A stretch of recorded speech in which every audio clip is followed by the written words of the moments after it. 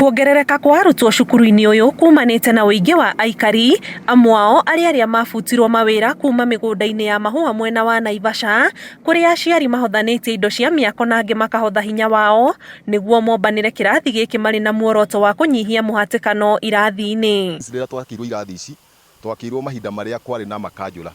Ũguo kuma hĩndĩ ĩyo ya councillors, system ĩyo kuma rĩrĩa yacenjirie, tũtirĩ twacoka kuona mũsaada ũngĩ wa gwakĩrwo irathi. Tũrarorire tũrera headmaster atĩrĩrĩ, ona tũkĩendaga na ihinda rĩrĩ nona rĩrĩa COVID rĩ, tũgwĩka atĩa?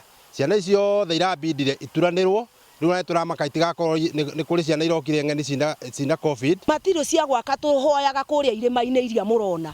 Twathiĩ kũhoya kwĩ hĩndĩ tũkũimwo kwĩ ũgũtũiguĩra tha agatũhe. Nĩ kũheo tũheagwo tũtirĩ, nginya mũthanga tũhoyaga kũu irĩma-inĩ, tũgagĩtahia kwĩ mũthanga ũkaga na maĩ rĩngĩ tũgathiĩ tũgatahia, rĩu tarĩu gũtirĩ tondũ gũtirĩ mbura ona gũtiĩrĩga mbura, nĩguo tũrehaga nĩgetha tũke twĩyakĩre. O kĩrathi gũkũ kĩrĩ na arutwo matanyihĩire 70, ũndũ ũrĩa aciari maugĩte hahũ wao mũnene nĩ ũguo kwĩna mũrimũ wa COVID-19, makĩũria thirikari kũimbaimbĩria kĩo kĩao na kũmongerera irathi nĩguo arutwo mathathaũrwo. Ciana icio ũrakora kĩrathi kĩmwe kĩna ciana 80, ta class 7 ĩna ciana 90. O kĩrathi ũrakora kĩna stream ĩmwe. So nĩ kuga atĩrĩrĩ, ciana nĩ cia igũrũ mũno, tondũ ciana thaa ici rĩ ũrakora ciana nĩ 80 gũthi 90.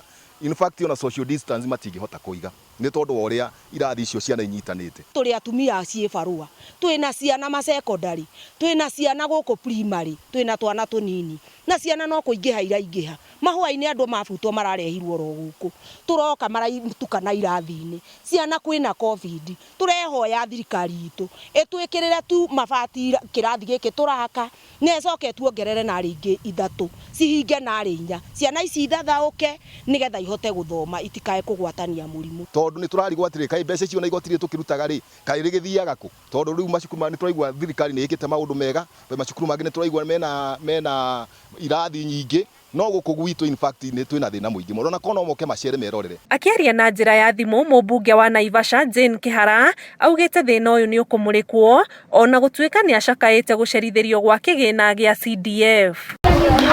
Guoya mũnene ũrĩa ũrĩ na aciari arĩa marĩ na arutwo thukuru-inĩ ũyũ wa Moi Ndabi nĩ atĩ mũhatĩkano wa arutwo irathi-inĩ ũngĩthiĩ na mbere no ũcũngĩrĩre gũtherema gwa COVID-19, noguo makahoya ũteithio wa naihenya.